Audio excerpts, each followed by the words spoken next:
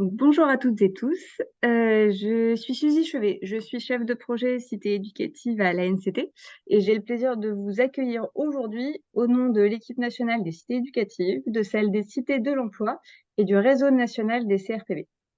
Ces trois groupes se sont mobilisés pour construire en fait un cycle de webinaires en deux parties dédiés à l'insertion et à l'emploi des jeunes en QPV donc. Parce que nous sommes tous voilà, à la fois sur les cités éducatives concernés par la question de la jeunesse en QPV bien sûr, et puis sur les cités de l'emploi sur voilà, cette question très spécifique. Et du côté du réseau national des CRPV, ils nous accompagnent dans l'animation des territoires, mais également ont une spécialisation sur ces différents sujets qui nous a été très utile pour monter ces webinaires. On a considéré que ce n'était pas trop de construire ce cycle de webinaires en 2 séances. La première séance étant une séance, voilà, en forme de table ronde, avec, une visée un peu plus, voilà, prise de hauteur, voilà, un échange, plus large. Et la deuxième séance qui aura lieu le 21 décembre prochain à 14h et que je vous invite vraiment à ne pas manquer aussi, sera dédiée plutôt à des illustrations venant des territoires, voilà, sur, ce qui peut se faire en matière d'insertion et d'emploi des jeunes, au quotidien. Je vais laisser la parole à Morgane Petit du CRPV IREV dans les Hauts-de-France qui va se charger d'animer cette table ronde.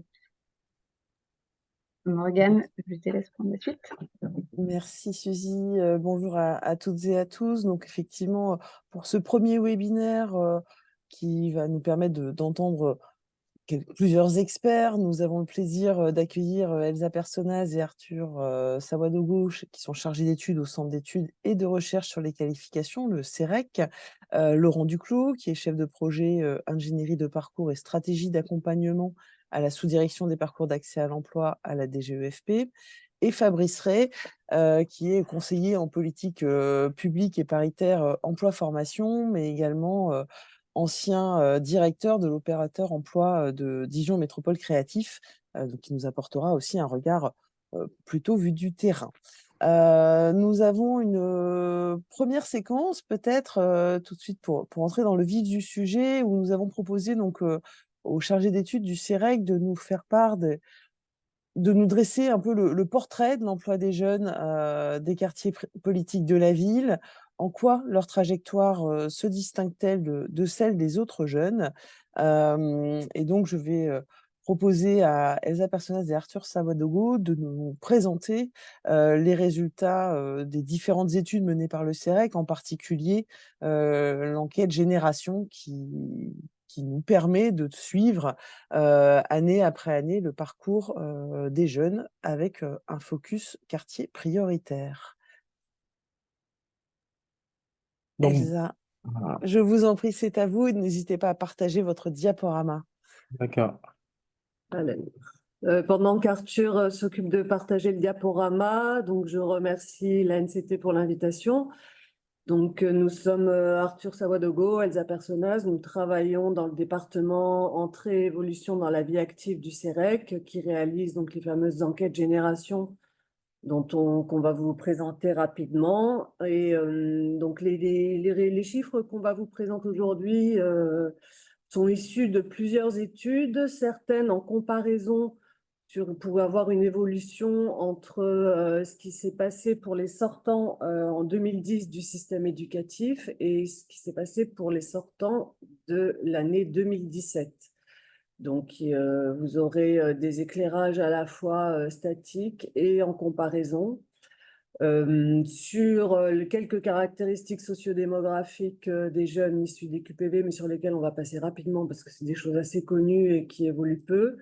Et puis sur l'évolution de leurs conditions d'emploi et leur trajectoire. Et enfin, on finira par un petit zoom sur l'alternance parce qu'on a réalisé une étude sur l'accès des jeunes à l'alternance, à l'apprentissage, enfin des jeunes des QPV, et déjà sur leur accès et sur ce que ça leur apportait en termes d'accès à l'emploi.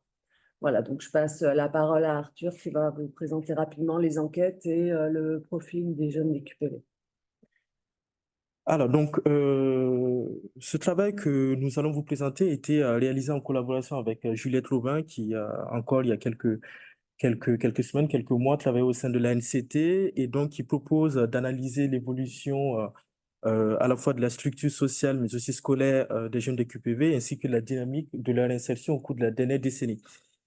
Et donc, avant de vous exposer les principaux résultats, on va vous présenter donc les données des enquêtes Génération 2010 et 2017, les enquêtes sur lesquelles on s'appuie pour réaliser ce travail. Alors, qu'est-ce que c'est que l'enquête Génération? Alors, l'enquête Génération, c'est un dispositif qui a été développé par le CELEC au début des années 90, donc dans le but d'analyser les parcours professionnels des jeunes en début de carrière, à la fois au regard de leur parcours scolaire, aussi de la formation initiale et de diverses caractéristiques sociodémographiques telles que l'origine sociale, l'origine migratoire ou encore le genre. Alors, le champ de ces enquêtes porte sur des jeunes sortis du système éducatif la même année, quel que soit le niveau ou le domaine de formation qu'ils aient ou non été diplômés.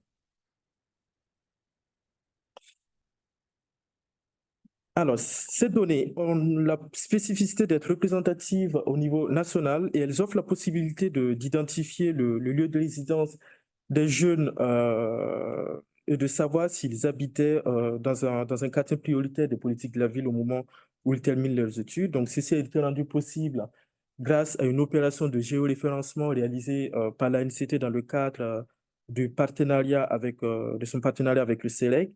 On note là, dans le cadre de ce travail, que les adresses de la génération 2010 ont été à nouveau géocodées au niveau des QPV à des fins de comparabilité avec la génération 2010.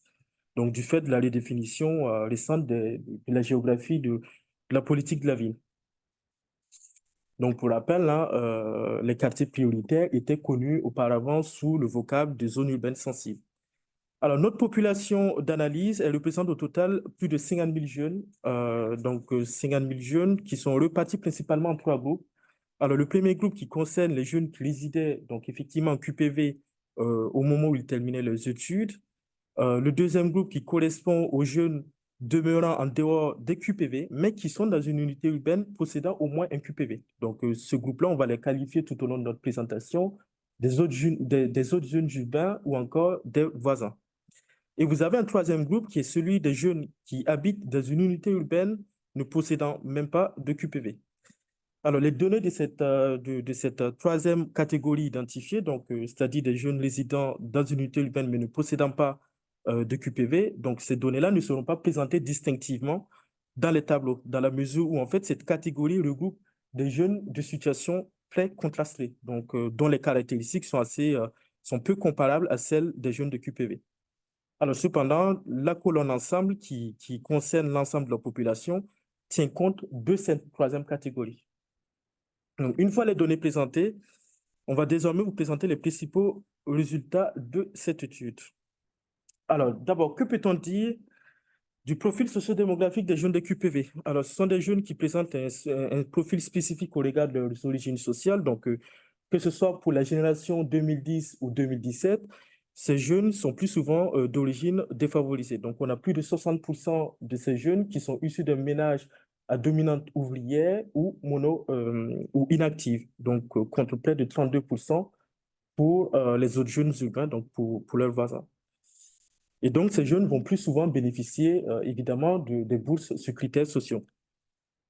Et ces jeunes sont plus nombreux également à être issus de l'immigration. Alors, on notera cependant que par rapport à la génération précédente, donc entre les deux générations, on remarquera qu'il y a une baisse de la part des jeunes descendants d'immigrés. Comme vous le voyez, en 2010, on avait, on avait 36% des jeunes qui étaient descendants d'immigrés. Donc, ce taux-là passe à 29%, donc soit une baisse de 7 points.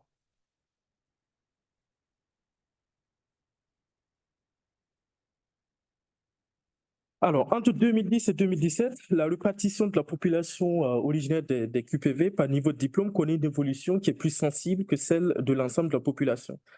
Alors, vous avez la part des non-diplômés qui diminue sensiblement, donc elle va passer d'un tiers à un quart de la population, donc soit une baisse de 7 points, contre 4 points par rapport à l'ensemble de la population.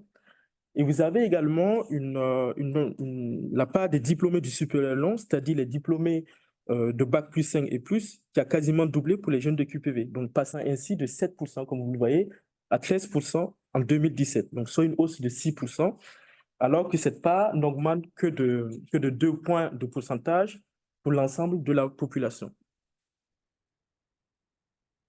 Alors, si on entre un peu plus dans les détails des types de diplômes, on s'aperçoit que la hausse du supérieur long, donc cette hausse-là, elle est portée principalement par celle des diplômés de master, qui représentent en 2017 9% des jeunes des QPV, donc soit une augmentation de 4 points, comme vous le voyez au niveau de ce tableau-là.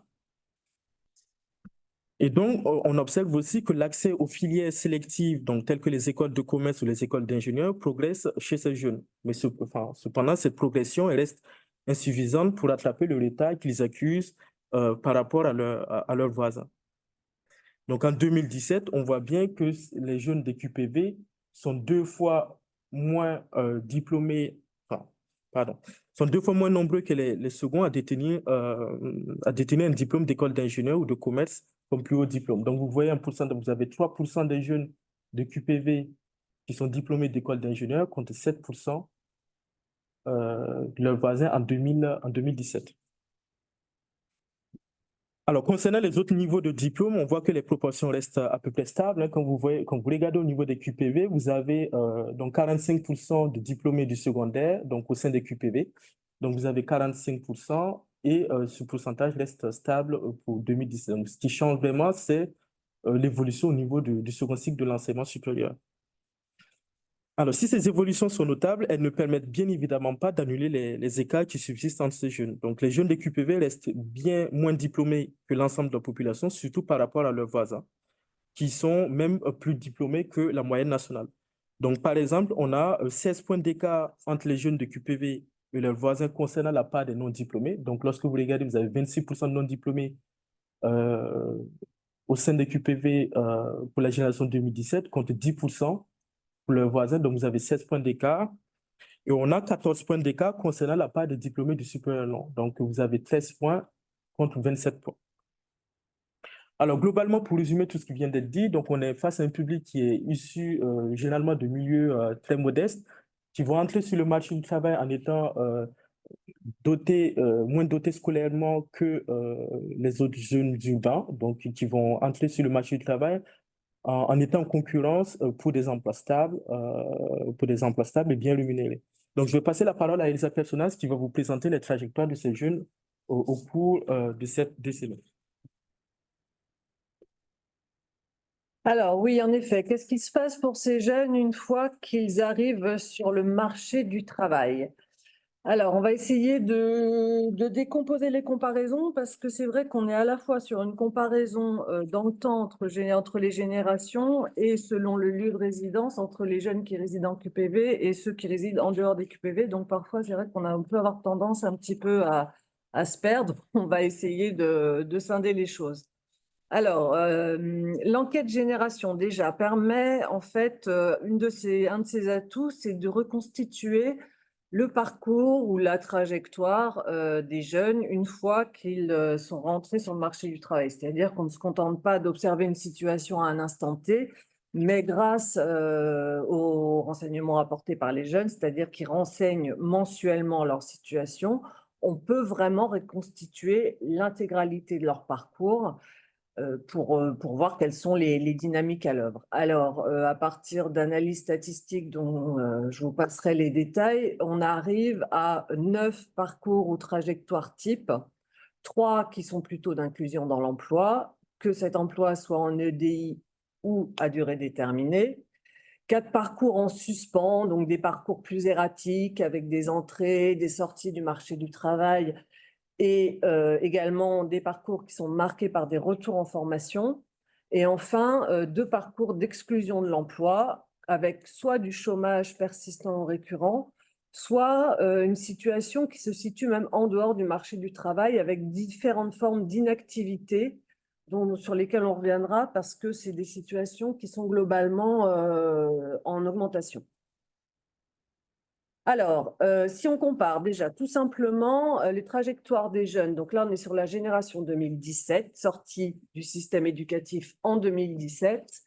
Qu'est-ce qui s'est passé pour leurs 3 premières années de vie active? Alors là par contre, je crois que vous ne voyez pas la légende, si c'est bon là, ça y est peut-être.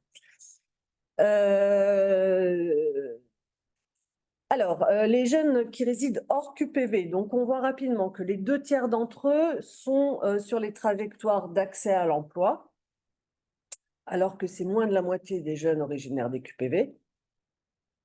Sur les parcours en suspens, 17 pour les jeunes hors QPV, 23 pour les jeunes des QPV. Et des parcours en dehors du marché du travail, donc emploi ou inactivité, qui dominent les 3 premières années passées sur le marché du travail, où là, on a un effet du simple au double entre les 2 lieux de résidence, 15 et 30%. Si on rentre un peu plus dans le détail, alors là, on a sur ce graphique à la fois un détail plus important des trajectoires et également l'évolution entre G10 et G17. Donc, en fait, ce qui s'est passé pendant la décennie 2010, comment a évolué la situation des jeunes sur le marché du travail. Alors, sans rentrer vraiment dans toutes les évolutions, on peut simplement pointer qu'on a une légère hausse des trajectoires d'accès à l'EDI pour les jeunes issus des QPV. L'EDI, donc l'emploi à durée indéterminée, on a à la fois les CDI et les emplois fonctionnaires, mais bon, les emplois de fonctionnaires, c'est pas là-dessus que se fait la différence. Donc, légère hausse des trajectoires d'accès à l'EDI, plutôt un accès différé, mais également une diminution des trajectoires de chômage persistant et récurrent. Donc, on passe de 28% dans la génération 2000. En revanche, on a un doublement. Vous montrez ce qui s'affiche là? Non, c'est bon, je pense. C'est bon? Ok. Maintenant, ça s'est arrêté. Ouais, ça s'est arrêté, je sais pas pourquoi. On vous entend bien? On vous entend. Oui, oui, on vous entend. Ok. Ouais, vous nous voyez, parce que nous, on voit plus. Bon, ça y est, c'est reparti. Pardon, excusez-nous, on ne voyait plus rien. Et donc, les trajectoires de chômage persistant ou récurrent qui passent de 28 à 22%, donc moins 6 points. Mais en revanche, un doublement des trajectoires hors du marché du travail, donc qui comporte surtout de l'inactivité. Alors dans cette inactivité, on a à la fois une auto-éviction des plus fragiles et un développement de situations intermédiaires avec, par exemple, l'apparition dans les trajectoires des services civiques. On retrouve les situations dans ces trajectoires-là. Alors, ce qu'on peut aussi noter, c'est que globalement, quand même, les écarts entre les trajectoires des jeunes des QPV et celles de leurs voisins, qui sont conséquents, se maintiennent peu ou prou à l'identique. Et si on regarde, encore une fois, les trajectoires situées en dehors du marché du travail, elles diminuent pour les jeunes des QPV, elles diminuent aussi un peu pour leurs voisins, mais on est toujours à 2 fois plus de trajectoires en dehors du marché du travail pour les jeunes des QPV que pour leurs voisins. Alors, bien évidemment, ces différences, elles tiennent en grande partie à la structure des niveaux de diplôme qu'on a vu précédemment. Le diplôme est en gage de meilleures chances d'accès à l'emploi et à l'emploi de qualité. Mais ça ne tient pas qu'au niveau de diplôme, parce que si on regarde la trajectoire des non-diplômés, donc là, même logique que précédemment, on compare les trajectoires de la génération 2010 à celles de la génération 2017, et on a les QPV, les 2 histogrammes du bas, et leurs voisins, les 2 histogrammes du haut. Donc là, on observe alors, là pour le coup, une diminution de l'accès à l'EDI pour les non-diplômés, ce qu'on n'observait pas, et on observait l'inverse pour l'ensemble des jeunes.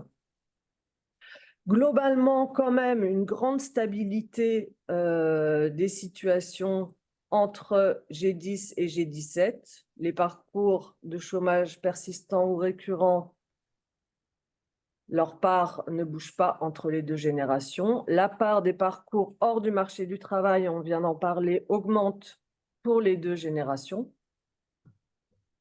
Et ce qu'on observe également, si on compare les jeunes des QPV, les non-diplômés des QPV à leurs voisins, c'est qu'on a quand même, alors là, si on additionne 9 et 10, donc on est à 19 sur l'accès à l'emploi pour les 17 non diplômés originaires de QPV, et on est à 27 pour les voisins sur le même type de trajectoire, 14 et 17.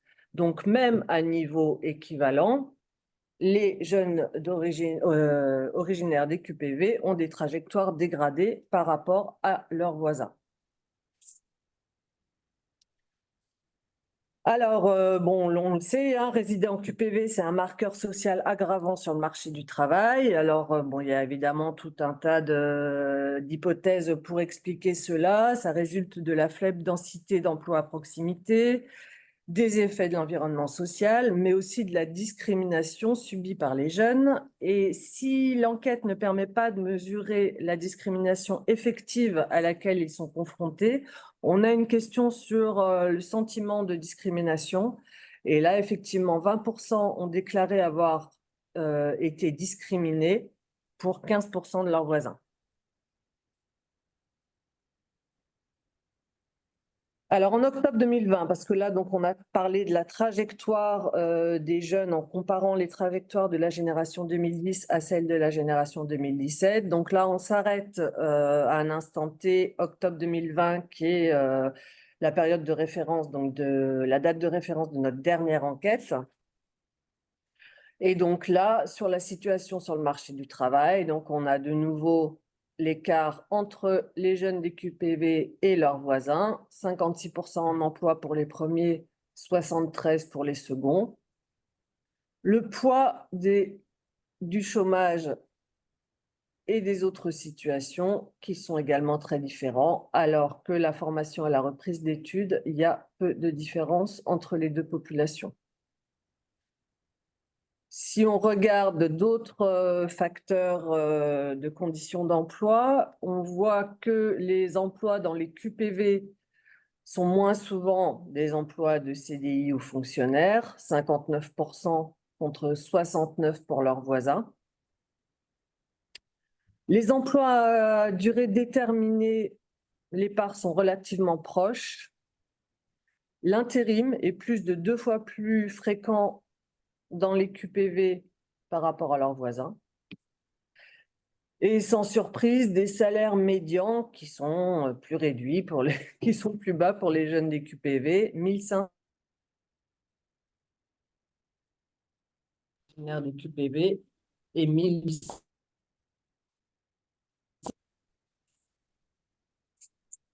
Voilà, pour la situation au regard de l'emploi, et nous enchaînons sur l'alternance. Alors, merci Elsa. Donc, récemment, nous avons réalisé une étude portant sur les inégalités d'accès à l'alternance dans le cadre des 23e journées de longitudinale de Caen.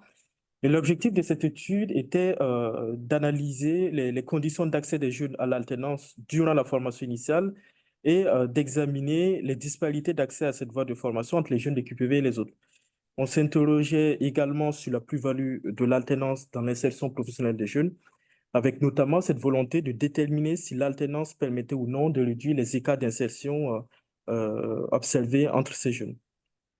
Et donc, pour cela, nous avons mobilisé les données de l'enquête Génération 2017, mais en se restreignant cette fois-ci uniquement sur les jeunes sortant de formation initiale, sortant de formation professionnelle, pardon, lors de leur dernière année d'études, de l'enseignement secondaire, l'enseignement supérieur. Et ces jeunes représentaient au total 18 000 sortants. Donc, il est important d'avoir à l'esprit ici qu'il s'agit d'une population qui est différente de celle que nous venons de présenter et que cette étude porte sur la base non comparable de cette enquête, ce qui nous offre la possibilité d'exploiter plus d'éléments et plus de questions sans être contraint à des questions liées à la comparabilité des champs.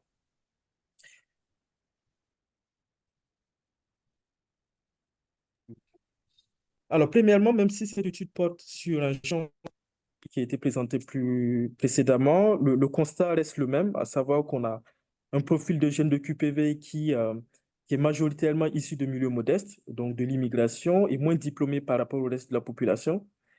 Et lorsqu'on les questionne à l'arrêt de leurs études, on s'aperçoit qu'ils ont plus que les autres interrompu leurs études pour des motifs contraints, donc liés entre autres à des raisons personnelles ou financières. Donc, il y a un écart de 13 points entre les jeunes de QPV et leurs voisins, ou encore à des raisons liées à la difficulté de trouver un employeur pour une formation en alternance. Donc, vous avez un écart intéressant parce qu'il met déjà en évidence des difficultés plus Non, c'est chiant, on n'entend rien. Excusez-moi, il y a des petites coupures de son, Monsieur Savadogo. Ah oui, non, mais on a un problème. Je pense qu'on a un problème Alors, peut-être brancher. Je me permets, excusez-moi de vous interrompre, mais Non, mais Non, non, on voit non, qu'il y a non, des non. choses qui... On aura l'étude de toute façon, je pense. Oui, on fera passer Le fera passer le diaporama. diapo. Et Très l'étude intéressant. aussi est disponible en ligne. Là, c'est bon? oui, on vous entend bien là. Allez, D'accord. Je vous en prie. Merci beaucoup. je vous en prie. Désolée. Alors, donc, je disais que ce premier résultat, il est intéressant car il met déjà en évidence donc, des difficultés plus importantes pour les jeunes de QPV, donc dans la recherche d'un employeur pour l'alternance. Donc, cette contrainte qui explique d'ailleurs, pour partie, l'interruption, donc plus ou moins précoce, hein, de leurs études. Et donc, ces difficultés s'observent également dès la première année du cycle, de Bac Pro ou de CAP, donc à l'issue de leur orientation post-collège. Donc, après la classe de troisième, les jeunes des QPV sont plus nombreux que les autres à se diriger vers la voie professionnelle, donc ce qui n'est pas forcément une nouveauté, donc soit dans un cursus de Bac Pro ou de CAP. Et une fois dans la voie professionnelle, donc à l'issue du collège, vous avez seulement 9% des jeunes originaires de QPV qui signent un contrat en apprentissage contre 18% des autres jeunes. Donc, vous avez 9 points d'écart. Vous avez environ un tiers de ces jeunes qui auraient préféré être en apprentissage, donc soit une différence de 4 points d'écart par rapport à l'ensemble des jeunes. Alors, parmi ceux qui auraient souhaité aller en apprentissage, mais qui n'y sont pas parvenus, vous avez 20% qui indiquent ne pas avoir trouvé d'employeur et 40%.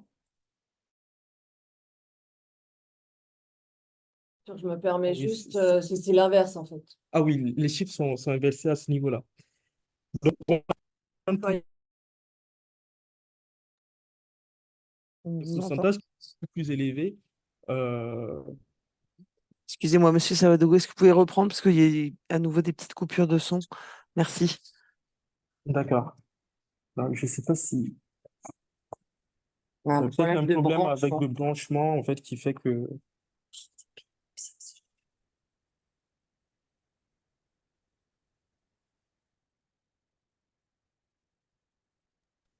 On ne vous entend plus du tout.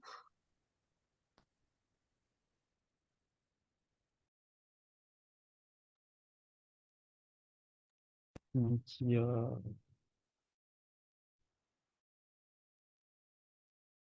Allez-y, peut-être refaites un essai de son. Je pense qu'on a enlevé le câble qui dysfonctionnait. D'accord, merci. Je vous en prie, on vous Alors, entend bien. Alors, est-ce que là, vous nous entendez? On vous entend, on vous voit à nouveau comme à la répétition. OK.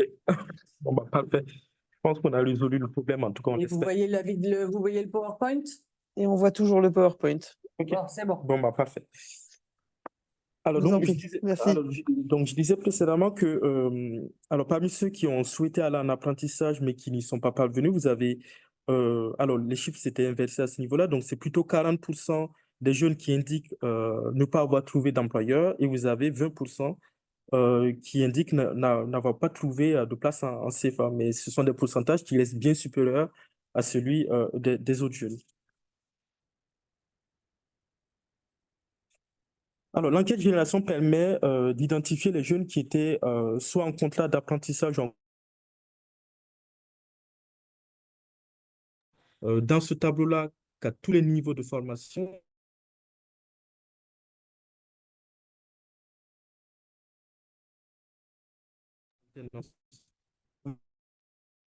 Désolé, ça coupe à nouveau. 32% pour l'ensemble. Donc, soit un écart. Cependant, ce qu'on peut remarquer, c'est que l'écart en fait diminue quand le niveau de diplôme augmente. Donc, cet écart-là passe de 13 points pour les diplômés du secondaire à 7 points pour ceux du supérieur cours. Alors, le supérieur cours, ça correspond au premier cycle de l'enseignement supérieur. Donc, ceux qui sont diplômés de bac+2, bac+2, bac+3, bac+4 du second cycle de l'enseignement supérieur. Donc, Alors, ces résultats statistiques sont confirmés par une modélisation de type logique binaire. Donc, on observe qu'à caractéristiques socio-démographiques comparables, un jeune résident en QPV a 0,1 fois moins de chances d'accéder à l'alternance que son voisin. Alors, comme dans l'étude comparative, nous observons que les jeunes des QPV ont des difficultés d'insertion plus importantes à l'issue de leurs études. Alors, cependant, ce qu'on observe aussi, c'est que ces difficultés s'atténuent nettement pour ceux et celles qui ont préparé leur dernière année de formation en alternance. Par exemple, lorsqu'on regarde au sein des QPV, vous avez donc les jeunes des QPV qui ont effectué leur dernière année de formation en alternance, vous avez 65% de ces jeunes qui sont en emploi, donc 3 ans après la fin de leurs études, contre 54% des sortants de la voie scolaire. Donc, vous avez soit un écart de 11 points entre les alternants et les scolaires. Et on retrouve des écarts pour les autres niveaux, pour les autres indicateurs. Donc, des écarts toujours en faveur des jeunes sortants d'alternance. Et donc, cette plus-value de l'alternance s'observe également pour les jeunes résidents en dehors des QPV. Et elle semble même contribuer quelque part à réduire les écarts d'insertion entre les jeunes des QPV et ces derniers. Donc, lorsqu'on prend le cas, par exemple, du statut d'emploi, donc à 3 ans, donc vous avez le statut d'emploi à 3 ans en EDI ou en EDD, on remarque que les jeunes de QPV qui étaient en alternance, donc pour leur dernière année de formation, sont quasiment autant, donc en emploi à durée indéterminée que les autres jeunes. Donc, lorsqu'on regarde la part des jeunes qui occupent un emploi à durée indéterminée au sein des QPV, donc les sortants d'alternance, vous avez 82%. Et vous avez 83% pour leurs voisins. Et donc, 81% pour l'ensemble. Et donc, l'écart qu'on observe pour cet indicateur s'observe également au niveau de la rémunération. Donc, vous avez un écart, donc l'écart de salaire entre les jeunes des QPV et les autres qui était qui était plutôt de 170 € au sein des sortants de la voie scolaire. Vous avez un écart désormais qui est de 130 € parmi les sortants d'alternance. Donc voilà, on observe, on peut revenir un peu en détail sur ce tableau parce qu'il est assez dense, mais sur tous les autres indicateurs, on observe globalement que les écarts se réduisent, en tout cas entre les QPV parmi les alternants, entre les QPV et les autres jeunes urbains parmi les alternants. Donc je laisse Elsa qui va conclure. Juste 2 mots de conclusion très rapidement parce que vous avez eu beaucoup de chiffres. Bon, ce que rappellent les enquêtes, c'est les profils différenciés des jeunes des QPV, leur plus grande difficulté sur le marché du travail, ça on est d'accord. Mais quand même, globalement, une augmentation du niveau de diplôme. On a quand même moins tendance à avoir moins de jeunes non diplômés issus des QPV et un peu plus de jeunes sortant de bac+5. Donc, en fait, les écarts avec le reste de la population se resserrent un petit peu aux extrêmes. On aurait pu s'attendre à une amélioration des trajectoires un peu plus sensibles, justement, du fait de l'évolution des caractéristiques sur le diplôme. Ce n'est pas tellement le cas. On voit surtout une augmentation de la part des jeunes inactifs. Et puis, quand même, donc effectivement, cet effet de l'alternance très sensible sur les parcours et sur l'insertion, mais une plus grande difficulté des jeunes des QPV pour accéder à cette voie de formation. Voilà, en gros, quelques éléments essentiels, je crois, qu'il faut retenir de ce que l'on a dit. Merci beaucoup pour votre écoute et désolé des petits soucis techniques. Là, on a un problème de câble, je ne sais pas. Merci, merci beaucoup pour cet exercice de synthèse, effectivement, de données qui sont très, très nombreuses. Et bien sûr, on invite les participants aussi à aller approfondir la lecture, etc. Mais on a un petit temps d'échange quand même s'il y a quelques participants ou s'il y a eu des Ah questions, oui, des besoins de précision exprimés dans le chat. Voilà, ça peut permettre de revenir sur quelques données présentées ou tout à fait. vos analyses. Merci encore. Puis bien sûr, les problèmes techniques, nous en avons tous à un moment ou à un autre. Bon. Est-ce qu'il y a des questions du côté du chat? Alors oui, il y en a qu'une. Il y en a qu'une, c'est une question, mais il y en a d'autres qui arrivent, concernant comment la date de l'étude en fait. Donc certains pensent que c'est des études qui datent de 2010 et de 2017, mais je vais laisser le CEREC nous expliquer que c'est pas forcément que ça, c'est des études de génération, donc C'est ça. sur un temps T. Donc si vous pouviez peut-être préciser le contexte temporel de l'étude justement. Ouais. Oui, donc alors les données, en fait, l'enquête elle-même, donc c'est l'enquête génération qui interroge les sortants, tous les sortants, enfin un échantillon de l'ensemble des sortants du système éducatif une année donnée. Donc là, en fait, on a comparé les sortants de l'année 2010 aux sortants de l'année 2017. Et on regarde leur situation sur le marché du travail sur les 3 premières années de vie active, donc en l'occurrence de 2010 à 2013 pour les premiers et de 2017 à 2020 pour les seconds. Donc quand on parle des trajectoires, par exemple, on compare les trajectoires 2010-2013 et 2017-2020 et on a un point un peu de référence qui est octobre 2020. Là, certains des tableaux présentait la situation en octobre 2020.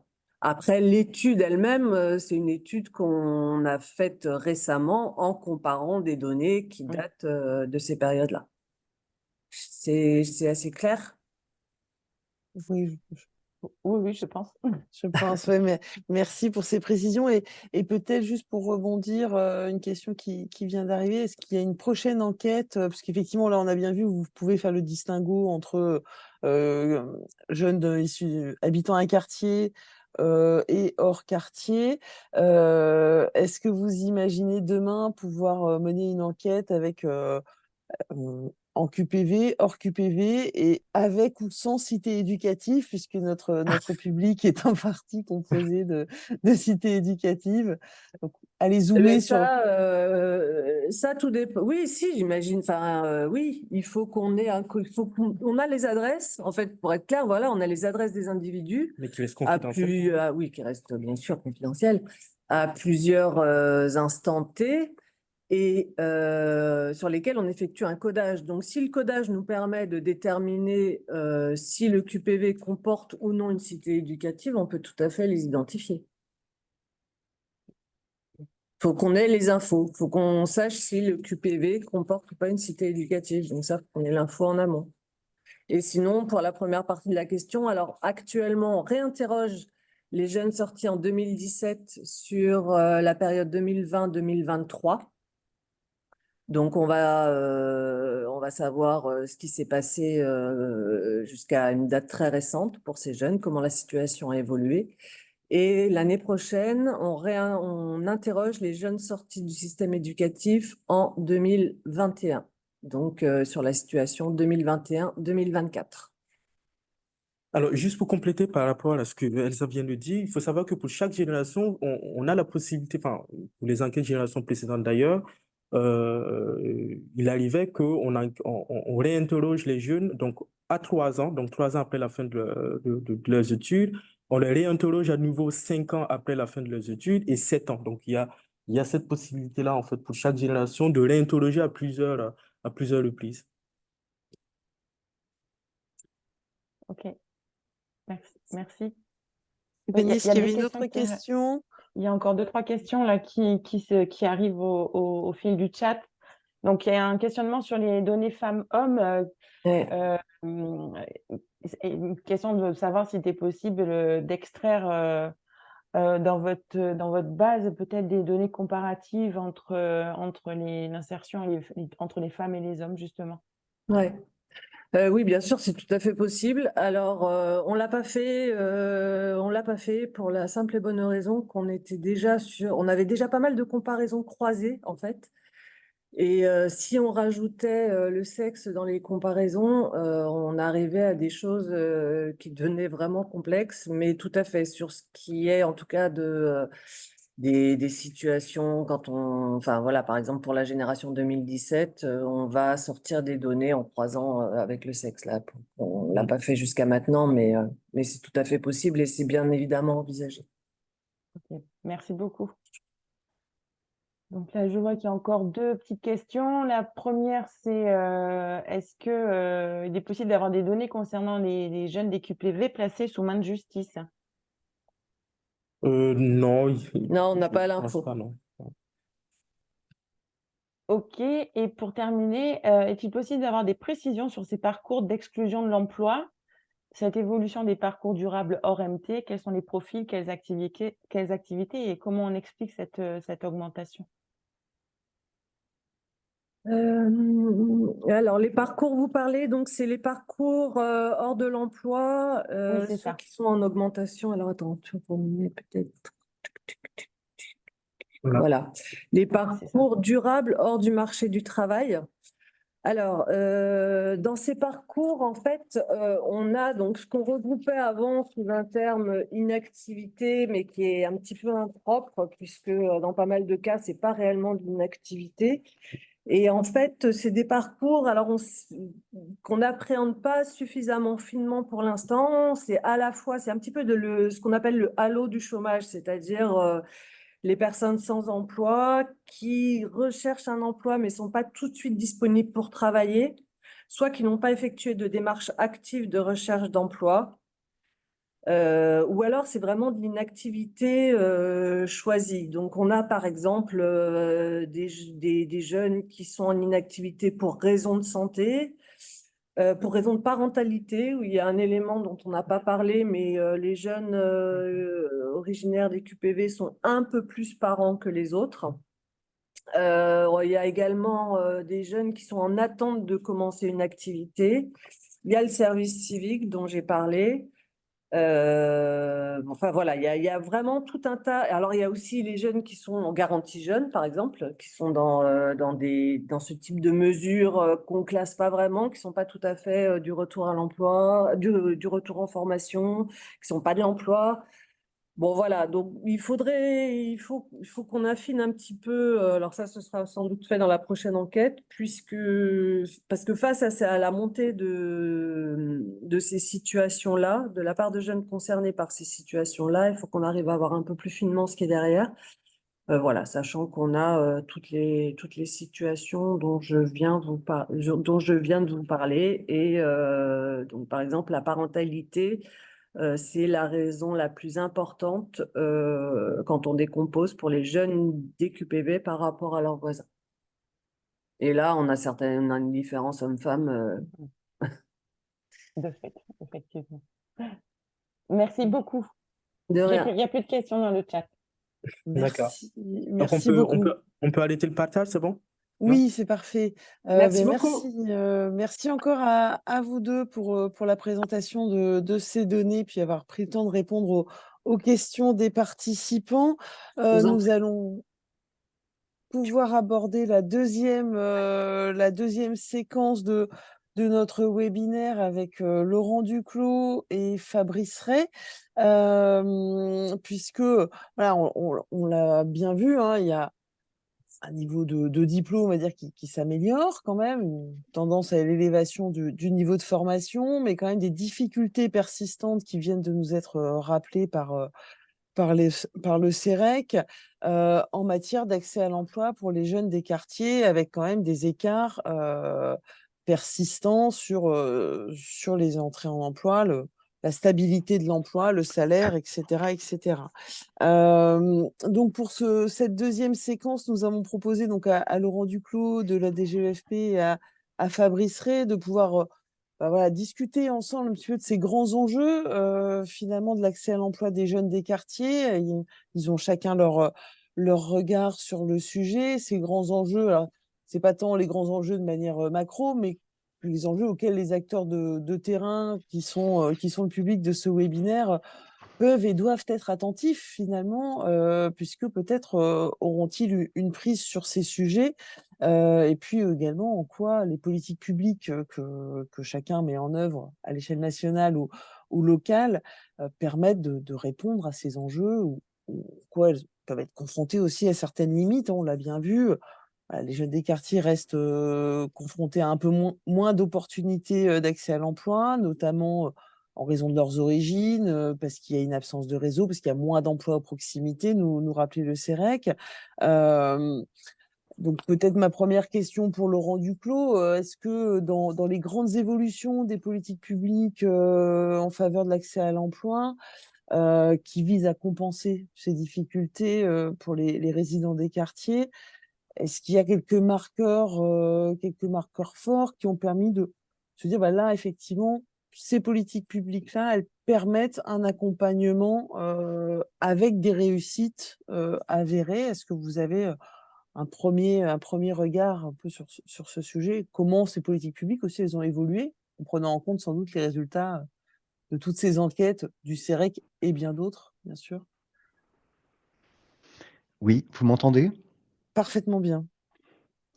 Alors, je reviendrai volontiers en arrière en disant comment, il y a un peu plus d'une vingtaine d'années, on a cherché précisément à valoriser, l'ancrage, géographique, du contrat social. Donc on a créé des zones d'intervention.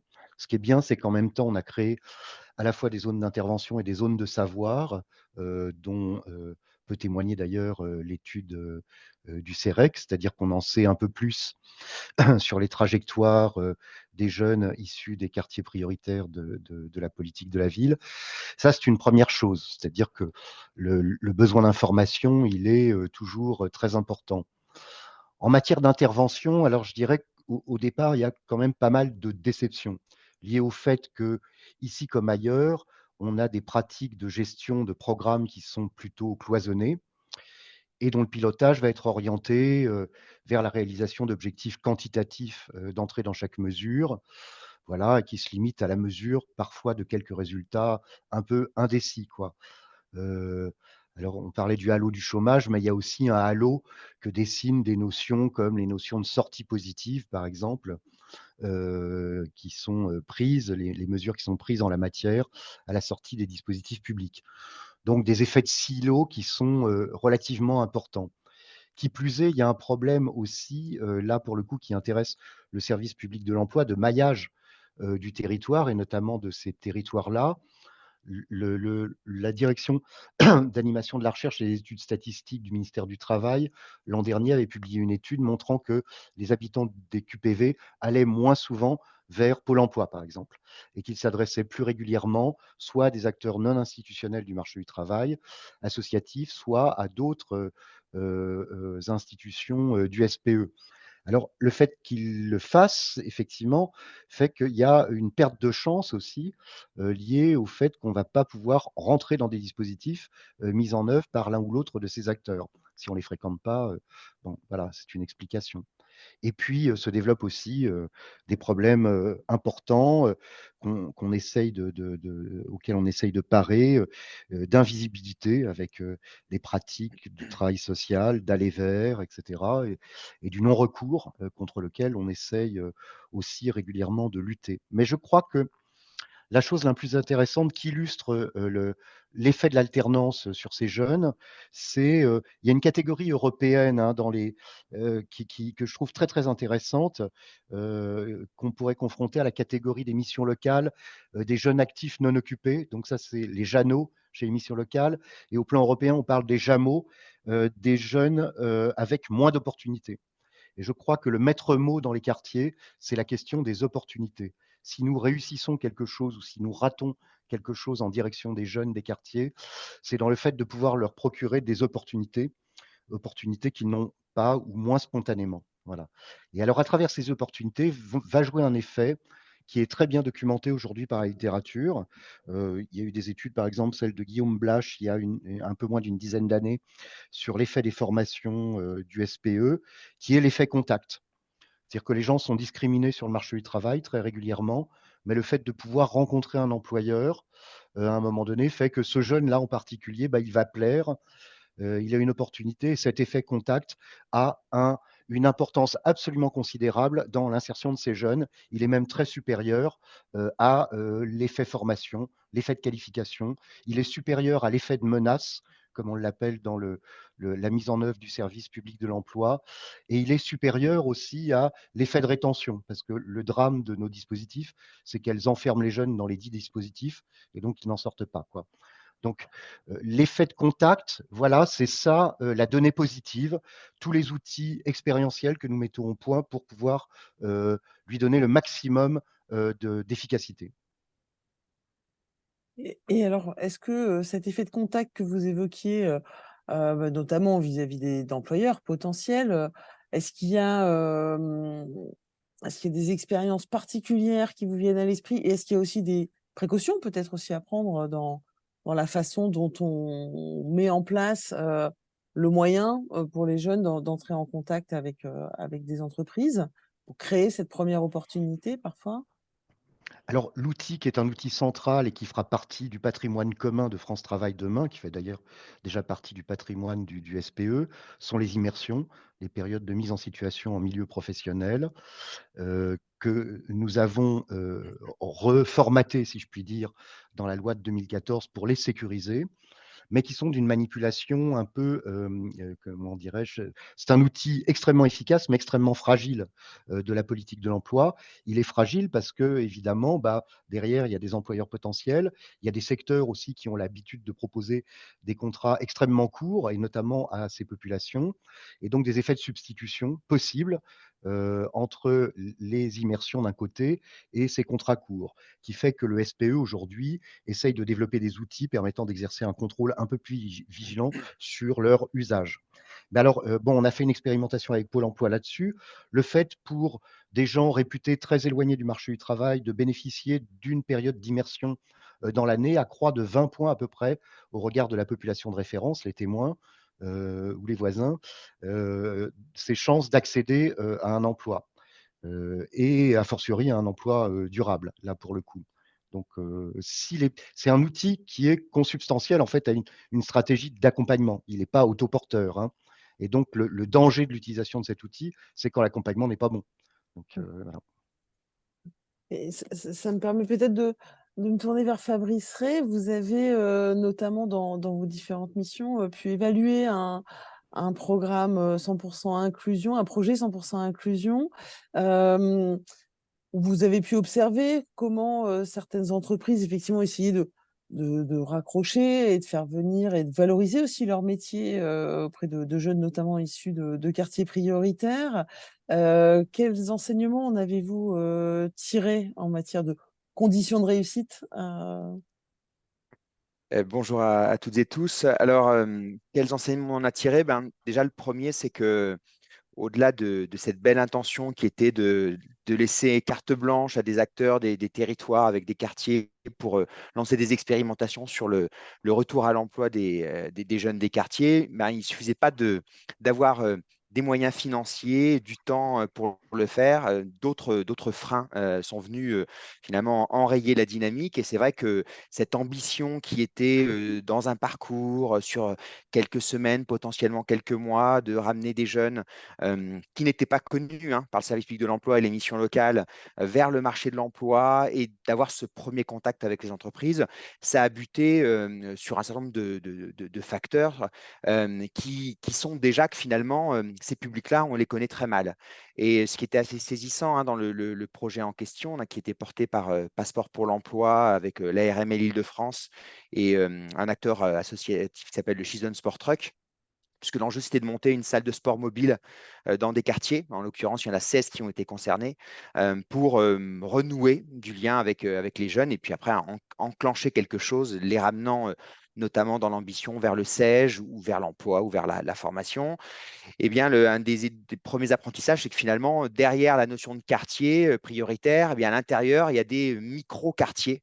Mais quand je dis micro-quartier, enfin, un certain nombre d'entre vous l'ont déjà sans doute expérimenté, je parle à la rue, en fait. Et que finalement, y compris avec les acteurs locaux, en cherchant à organiser les conditions de territorialisation de ce projet, finalement, en se trompant de rue, ben, on pouvait complètement déjà perdre la main dans l'accès à ces publics qui n'étaient pas connus. Et puis, une fois qu'on avait trouvé le bon endroit pour installer la salle de sport, eh bien, il fallait encore pouvoir trouver les modalités pour entrer en relation. Et là où au début, le projet voulait déployer la salle de sport en fin de journée et puis potentiellement remonter le format, donc c'était 3 heures hein, au cours de la journée pour familiariser dans la durée les jeunes avec des horaires de travail, de bureau, hein. Et bien finalement, 17h, 20h, c'était extrêmement difficile de remonter dans la journée parce que la vie des jeunes en question qui étaient ciblés commençait plutôt vers 16h, 17h, 18h. C'est plutôt une vie nocturne. Des acteurs sur le terrain hein, que j'ai interviewé me disant, mais voilà, que pour toucher ces jeunes, en gros, des fois, ils n'hésitaient pas à prendre la voiture et à partir en équipe vers 21h, 22h. C'était le seul moyen de rentrer en lien direct avec eux. Des jeunes aussi qui, pour cela, donc, étaient dans la rue, si je puis dire, pour d'autres aussi très isolés. Et là, il y a un effet Covid qui a été largement décrit par les acteurs, hein. Des jeunes qui se sont renfermés sur eux-mêmes, qui ne sortaient plus de chez eux. Alors, c'est vrai qu'en activant tout le réseau associatif, les porteurs de projets ont réussi à entrer en relation avec ces jeunes, mais vraiment, il y a un travail conséquent à engager et qui ne pouvait pas tenir en quelques semaines, voire quelques mois, pour prétendre ramener ces jeunes isolés avec des problématiques de santé, des problématiques d'obésité, voilà, vers un enjeu de parcours dynamisant d'accès ou de retour à l'emploi. Et puis, un autre effet d'apprentissage, alors finalement qui est assez évident a posteriori, mais l'ambition de l'appel à projet était tout à fait louable. Elle demandait à des porteurs de projets d'écrire une belle ingénierie pour prendre des jeunes qui n'étaient pas connus par le service public de l'emploi et puis prétendre en quelques semaines arriver à les remobiliser, à travailler, à esquisser au moins un projet hein, de formation, un projet professionnel. Sauf que vous avez affaire à des publics qui sont, comme ils sont souvent décrits, zappeurs.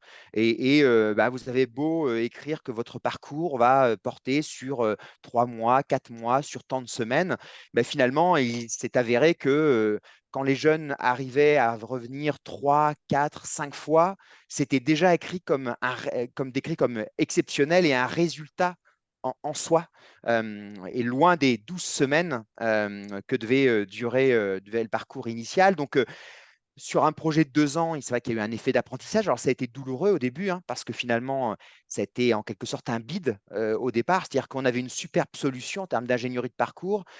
Quelques semaines, on devait créer un comité de pilotage local, réunir des acteurs associatifs, implanter la salle de sport, et puis en espérant que les jeunes allaient venir, sauf que les jeunes ne sont pas venus. Il a fallu revoir totalement l'ingénierie du projet, travailler la territorialisation en amont, la relation avec les acteurs, créer la confiance, travailler beaucoup avec la prévention spécialisée, qui est un acteur déterminant, parce qu'on voyait bien les missions locales décrivaient elles-mêmes leurs difficultés pour aller au contact de ces publics. Alors, en Île-de-France, comme dans certaines régions, vous avez des programmes comme le PRIGE qui financent des postes d'aller vers, mais qui sont une goutte d'eau dans la mer, si je puis dire.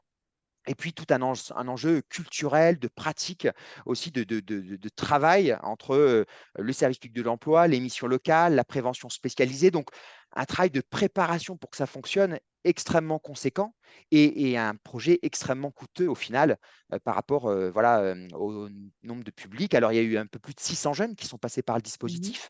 Mais clairement, par rapport aux indicateurs que rappelait Laurent, la réussite de ce projet, et in fine, il a été plutôt déclaré comme étant un projet réussi, mais en tout cas, les indicateurs de résultats pour apprécier cette réussite portaient moins sur le nombre de jeunes entrés en formation, en SEJ ou ayant accédé à l'emploi que sur la capacité à renouer le lien. Et moi aussi, je m'inscris dans les propos de Laurent sur la question du contact, parce qu'on a vu finalement, et ça c'est le verre à moitié plein, parce que ce serait tentant aussi de revoir le projet comme un échec du point de vue des indicateurs initiaux de l'appel à projet. Au contraire, finalement, il y a eu une certaine facilité pour les éducateurs, pour les coachs sportifs, hein, des professionnels de haut niveau, à rentrer en relation avec ces jeunes et à très vite pouvoir avoir un échange nourri avec eux, sincère, mais malheureusement, le projet devait s'arrêter. Et très vite, voilà, la question est qu'est-ce qu'on va faire de cette relation, puisque l'enjeu, c'était de passer le relais au service public de l'emploi et aux missions locales en particulier. Mais tout le monde était en mode projet sur quelques semaines, les missions locales, disant à la fin, ah mais oui, mais il faut qu'on réfléchisse maintenant à qu'est-ce qu'on fait de ça, comment on capitalise là-dessus. Et on voit qu'il ne suffit pas d'avoir un beau projet sur quelques semaines, quelques mois. En fait, les enjeux sont tellement plus complexes, s'inscrivent tellement plus dans la durée.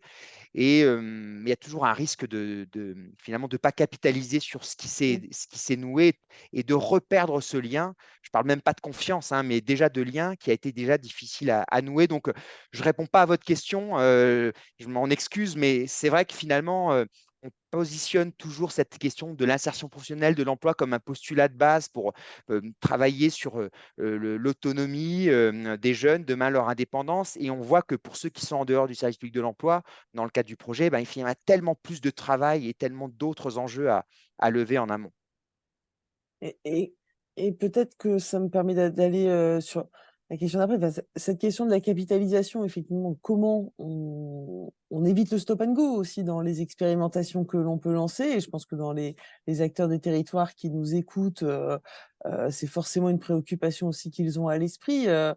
Comment on apprend, comment les acteurs présents sur le territoire peuvent apprendre de ce qui s'est déroulé, de ce qui a été expérimenté, pour qu'effectivement un projet, une expérimentation serve dans la durée à faire un petit peu bouger les lignes dans ses pratiques professionnelles, etc. C'est peut-être ça, finalement, la plus-value la plus importante de ce projet ou d'autres expérimentations.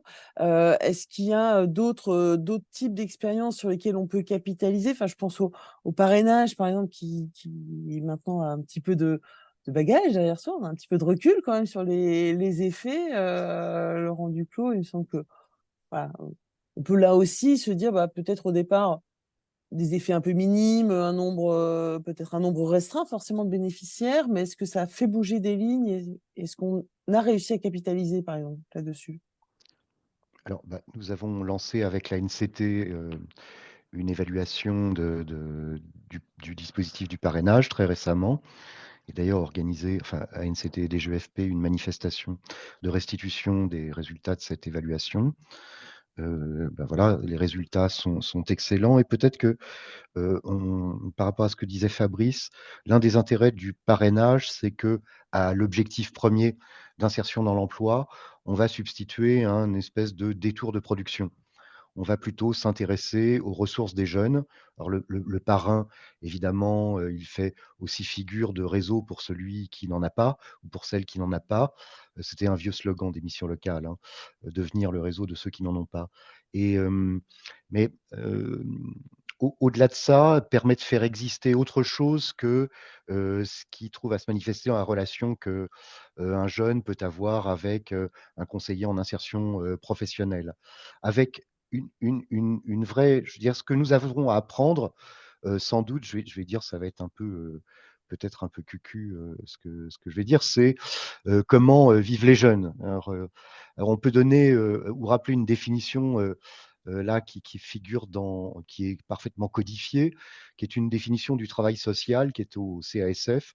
C'est de mémoire l'article D142-1-1 du CASF, qui dit que le travail social, ça consiste à s'appuyer sur les savoirs issus de l'expérience des personnes qui bénéficient de l'accompagnement.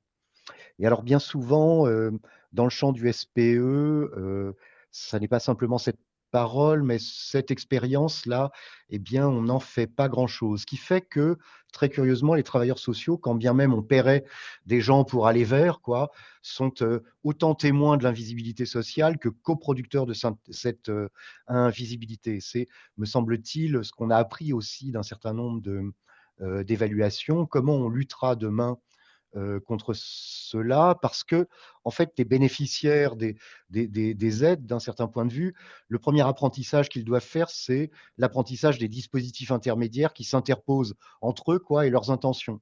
Et de ce point de vue, non-recours et invisibilité peuvent être comme l'avers et le revers d'une même médaille.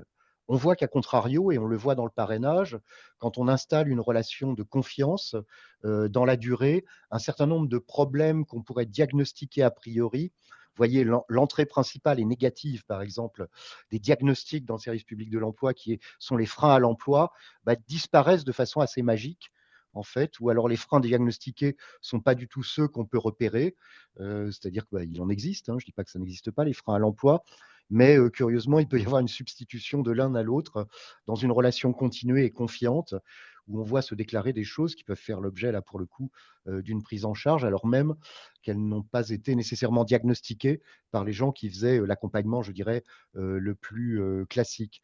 Voilà, ce sont des choses comme ça qu'on a appris, des prudences ou des précautions à avoir, mais déjà de profiter de ce que savent les jeunes issus des QPV et auxquels on ne s'intéresse finalement assez peu. Et puis, comme le pointait Fabrice, parmi ces détours, alors il y a le parrainage d'une part, mais il y a aussi cette question du sport qui devient de plus en plus un élément d'insertion et le fait de pouvoir implémenter, je dirais, quelque part des équipements ou des projets sportifs qui vont dessiner leur propre territoire dans les QPV, c'est aussi une manière, d'un certain point de vue, de faire se rencontrer les gens, d'établir des relations qui peuvent être suggestives dans la construction de l'expérience des jeunes en question.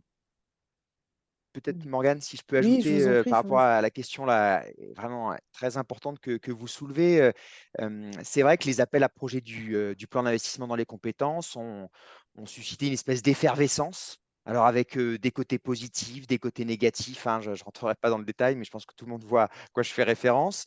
Et c'était bien dans un contexte où finalement on en pouvait entendre au préalable qu'il n'y avait pas assez d'innovation dans les formes d'accompagnement, dans les services proposés, dans la collaboration entre les acteurs. Donc là, c'est clair que on a bien comment dire, dynamisé ces choses-là. Il y a eu plein de projets qui ont vu le jour partout. Le problème, c'est le coup d'après. C'est qu'est-ce qui se passe quand ça s'arrête? Qu'est-ce qu'on fait de ce que l'on a appris? Et le risque, il est toujours malheureusement qu'on perde. Et dans beaucoup de territoires, on ne sait pas trop quoi faire de ce capital-là. Moi, je retiens aussi quand même que derrière des projets qui parfois ont coûté très cher, hein, et dont on voit bien que quand on fait le ratio, c'est quand même un vrai problème dans l'équation. On ne pourra pas, sans doute pas se permettre un tel effort pour soutenir de l'expérimentation. Il y a des petites actions du quotidien qui, mine de rien, font bouger les lignes dans le projet en question, hein, parce que c'est mon angle d'attaque ici. On voit bien qu'un conseiller mission locale dans son bureau qui reçoit un jeune et un conseiller mission locale dans la rue qui discute avec un jeune, c'est plus le même. C'est plus le même du tout. Et des conseillers et même un directeur me disant, c'est incroyable, c'est-à-dire que j'avais perdu ma casquette de directeur. Alors que dans la mission locale, on savait que j'étais le directeur, on ne me parlait pas. Voilà, sur le parking sur lequel la salle de sport ou sur le stade sur lequel la salle de sport était implantée, eh ben, je discutais comme ça de manière très libre avec les jeunes. Mais ça pose après aussi des questions, c'est que pourquoi je suis venu dans telle fonction? Je suis CIP de mission locale, je suis éducateur SP, je fais autre chose, je suis moniteur. Et comment à un moment donné, je fais bouger aussi mon périmètre métier parce que moi, quand j'ai discuté avec les conseillers mission locale, notamment ceux qui étaient dans le cadre d'un dispositif PRIGE, c'est-à-dire financé pour aller à l'extérieur, c'était sur la base du volontariat. Et tous m'ont dit ô combien ça suscitait des tensions.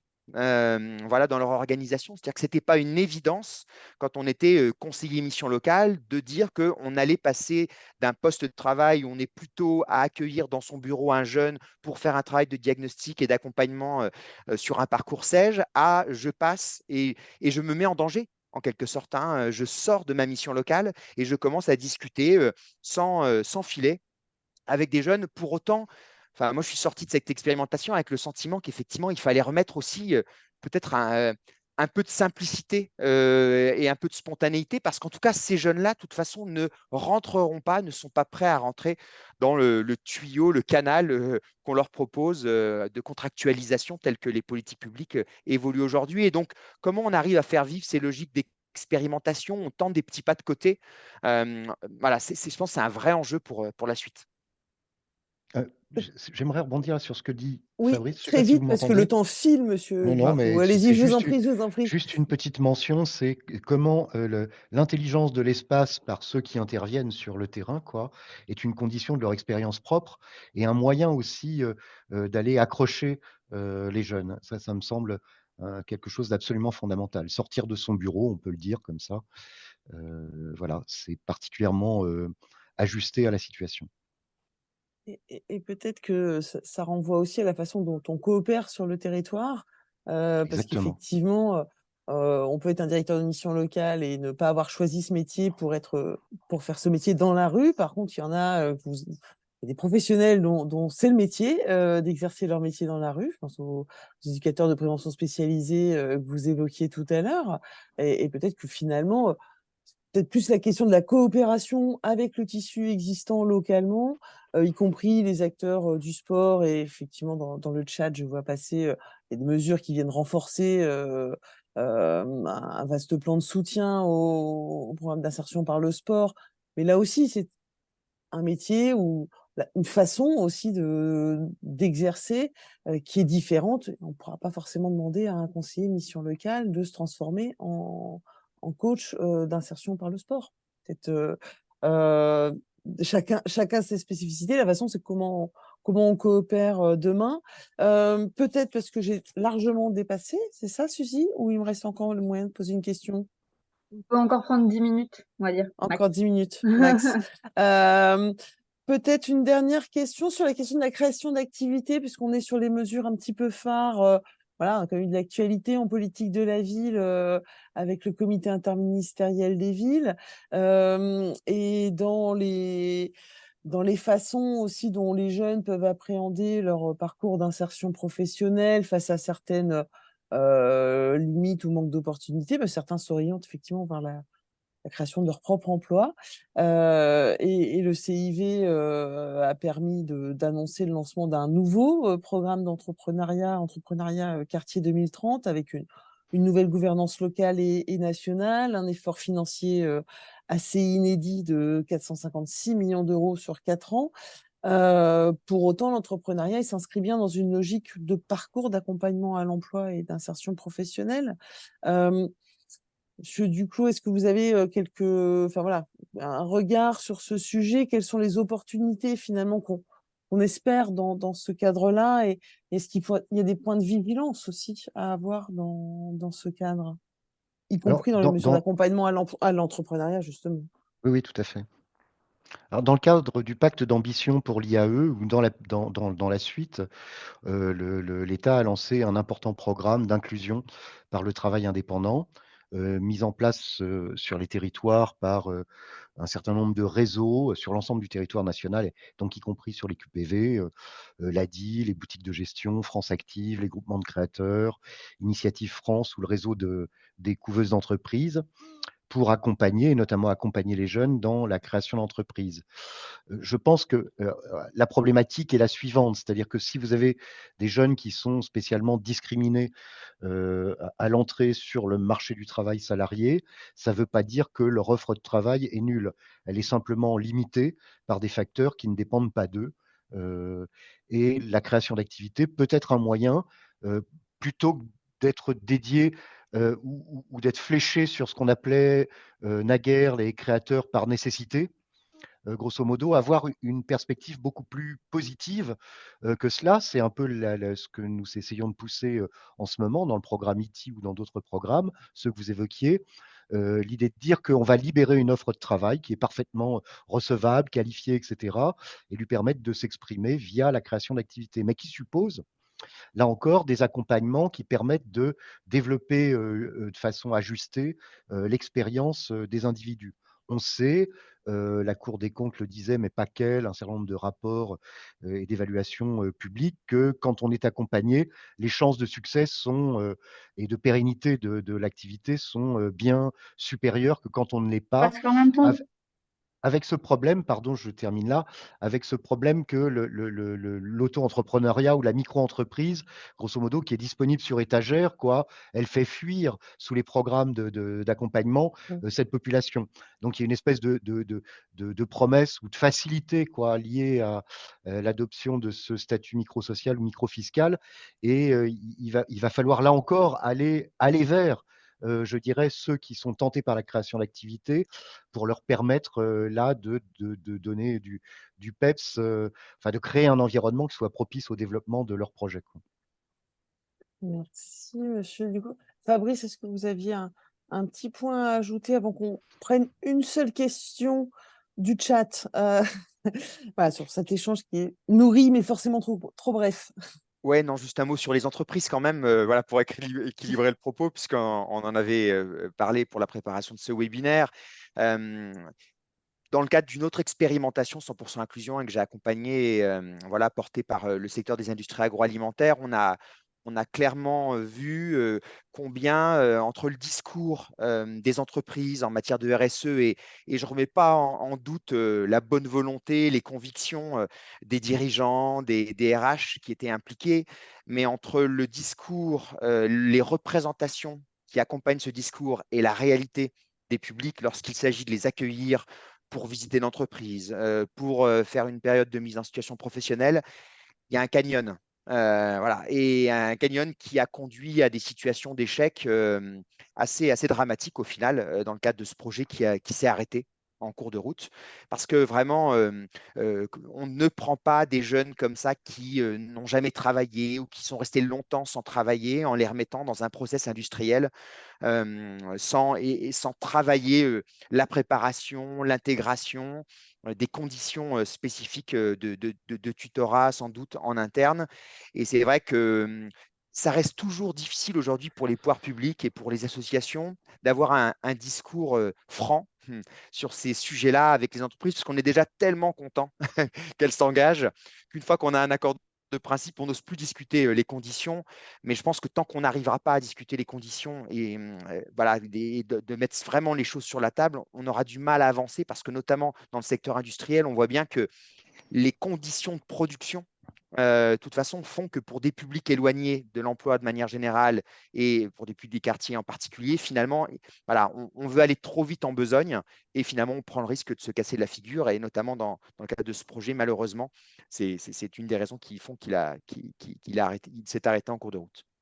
Alors, soyons un peu positifs. Et ce qu'il faut préciser, c'est que si effectivement on met autour du berceau des QPV des grosses fées du CAC 40, on va beaucoup discuter pour faire des conventions, mais évidemment, on imagine que l'efficacité du truc sera quand même assez faible. C'est toute la limite du fait de vouloir demander aux entreprises de s'engager. Souvent, les engagements qu'elles prennent sont même en deçà de leur propre réalisation sans engagement. Heu, Ce qu'il me paraît plus important à travers la mobilisation d'outils comme les périodes de mise en situation en milieu professionnel, c'est de mettre le pied dans la porte et d'aller dans les entreprises qui ne refusent jamais d'accueillir des jeunes qui viennent là regarder 2 ou 3 jours, ce qui se passe. C'est de rentrer dans des entreprises qui n'ont rien demandé, qui ne se sont engagées à rien et puis qui tout d'un coup vont découvrir une personne, discuter avec elle et précisément à un besoin, va pouvoir naître, des occasions, des opportunités comme je le disais, tout à l'heure. Et alors, quantitativement parlant, cette stratégie évidemment, elle est d'une grande efficacité au regard précisément des efforts publics qu'on demande aux entreprises et on voit bien que bon, tous les gens qui sont autour de la table sont très mobilisés, très gentils, et cetera. Mais on leur demande quoi d'avoir du courage avant de faire quelque chose, alors que c'est parce qu'on fait quelque chose qu'on a du courage. Merci, merci beaucoup à tous les 2. Peut-être, y avait-il une réaction à retenir du chat? Évidemment, c'est partiel. Stéphanie, si tu veux bien, réaction ou question? Oui, oui, plutôt une réaction assez intéressante qui me semble pertinente de soulever ici parce que bon, c'est Marianne qui fait cette observation. qu'il y a de nombreux d'exemples d'aller vers dans le cadre des objectifs d'insertion de l'ANRU notamment. Mais pas que, il y a aussi les bailleurs sociaux dans le cadre de financement via la TFPB aux associations qui financent justement les éducateurs de rue et qui travaillent à horaires décalés et pour lesquels les actions envers les jeunes représentent pas mal de leur activité avec des résultats assez probants, pardon. Donc oui, j'ai envie presque de dire que l'insertion des jeunes, elle n'est pas forcément que l'affaire de l'éducation ou des services de l'emploi, mais véritablement aussi des médiateurs sociaux qu'on peut trouver, des éducateurs spécialisés dont c'est le métier d'aller vers les jeunes. Donc, je trouvais ça aussi très intéressant de pouvoir soulever. Puis juste peut-être pour l'anecdote, c'est effectivement l'insertion par le sport est peut-être un peu décalée par rapport à la sous-représentation des filles. C'est une remarque qui a été posée dans le chat. Voilà, en quelques mots, les quelques réactions qu'on a eues à la suite de vos interventions, messieurs. Merci beaucoup Stéphanie et pardon aux autres dont nous n'avons pas pu relever les réactions.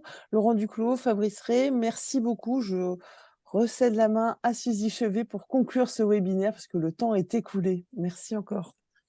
Merci. Tout à fait. Bah, ouais, merci beaucoup. Je ne dirais que la même chose. Effectivement, on remercie à la fois ceux qui ont écouté et puis ceux qui ont participé. Et surtout, on vous invite à nous rejoindre donc, le 21 décembre à 14 h pour la suite de ce webinaire qui est donc plus porté sur des illustrations avec des actions, etc. Et on mettra à disposition un certain nombre de ressources également à cette occasion quand on va renvoyer le lien. Voilà, que ce soit des travaux, que ce soit des articles de recherche, etc. ou des renvois vers des illustrations intéressantes. Donc, je vous souhaite à tous une bonne fin de journée et merci beaucoup. Au revoir. Au revoir, merci. Au revoir.